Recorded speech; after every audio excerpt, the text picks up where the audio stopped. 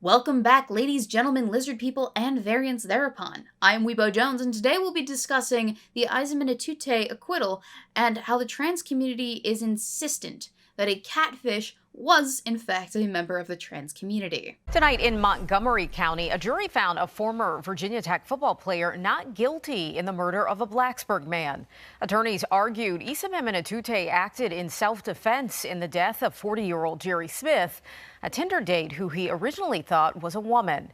And as 10 News reporter Lindsay Kennett tells us, the verdict came after hours of deliberations. So, now that we're all caught up, we can discuss the heart of the issue that I'd like to. No, we are not going to deliberate over guilty versus innocent. A jury of 12 already did that. And I have no interest in deciding this man's guilt since it's all said and done anyway. What I do find interesting is the framing of this acquittal by certain members of the online community. On May 28th, Aaron Reed on Twitter posted the following tweet. A man murdered someone and successfully used the gay, trans panic defense to get off free of charge. He broke every bone in this person's face.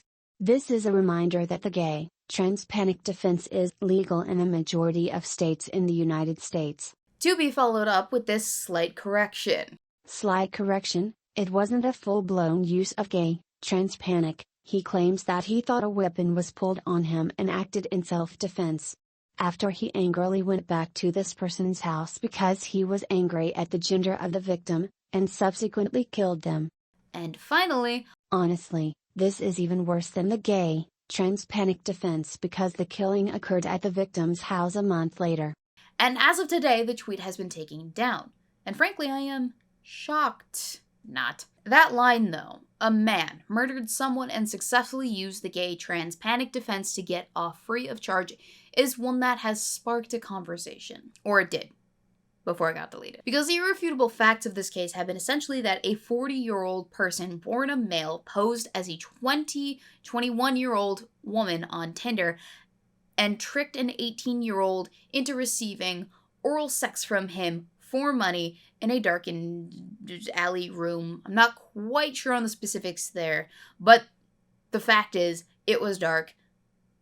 The individual catfishing could not be identified by the 18-year-old being catfished. The 18-year-old only then found out the truth about his rendezvous at a follow-up rendezvous that resulted in the death of said 40-year-old party. The defense used by Atute's legal team wasn't the trans panic defense. The defense was that Atute went back to Jerry Smith's house for a second rendezvous with the victim with a motive to identify Smith in the dark as they prepared to engage in some sexual act. Atute digitally penetrated Smith, shone a light to confirm Smith's identity, came to the conclusion that Smith was a male, and thought Smith was reaching for a gun, and so in defense, beat the guy to death. The framing that we are now seeing with this issue has been that a now deceased 40-year-old was a member of the trans community, as in transgender male to female.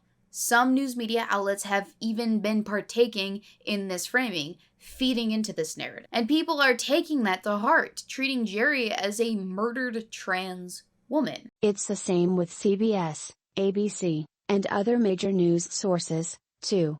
Their articles even describe the victim as a man who posed as a woman on Tinder.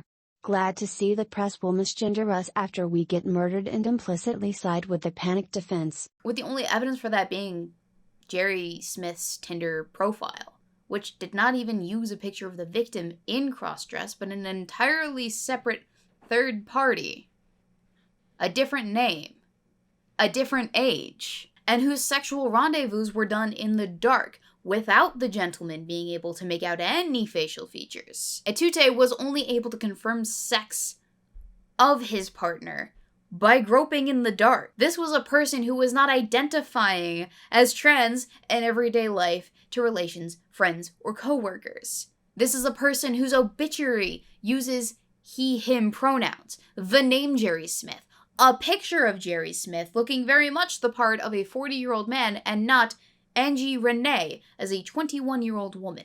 So how we can come to the conclusion that Jerry Smith was trans, much less how people can become indignant that all these news media outlets are dead naming a dead trans woman, disrespecting her after a horrific murder, I have no idea how we got here, truly, but here we are. Transgender woman Angie Smith beaten to death by Virginia Tech linebacker. His attorney is using the hashtag TransPanic defense while he is out on $75,000 bail, so I could only watch the video enough to hear the reporter's dead name Angie. I couldn't bear to listen beyond that. I haven't been able to find out, but has anyone pursued the TV station that did that reporting? But this is where we find ourselves.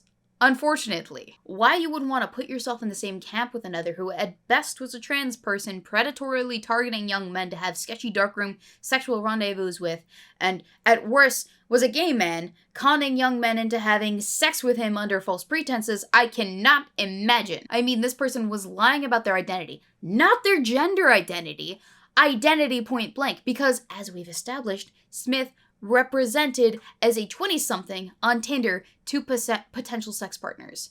That is a lie. Unless as a society they've collectively decided to embrace the trans agers as well, in which case then we are truly lost as a society. I have nothing. I have nothing for you. But either way you slice it, why would you advocate for someone transgressing on another in such an intimate way? Virginia is not for lovers when it is dead naming and handing out TransPanic as a defense for a murder victim.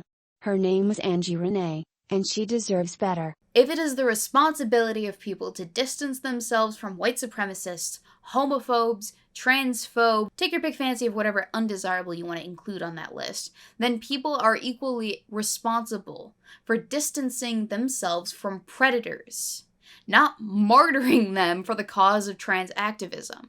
If you truly wish to bring your best case for trans rights to the forefront of civil rights issues, then Smith is not the person who you should select as your martyr. I'm sorry, but that is just the truth.